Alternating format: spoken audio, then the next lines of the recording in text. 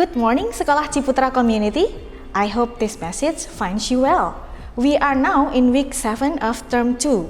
So please allow me to present to you the Sekolah Ciputra program between November 13 to 17, 2023. First, in the PYP unit, we will start this week by having the PYP1 students go for an outing to Surabaya Zoo on Monday and Tuesday to learn about the stages of animals' life cycles. On Thursday, the elementary elite soccer team will have a friendly match with SIS, so good luck for the match. Later on Friday, PYP4 students are going to present their learning journey at the PYP assembly in Ciputra Hall.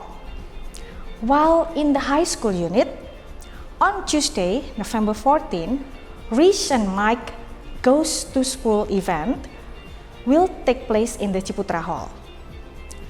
On Thursday, November 16, World Entrepreneurship Week will be held in the high school building. Wishing you success for the event. Once, Jack Ma said about being a successful entrepreneur, "If you've never tried, how will you ever know if you have any chance?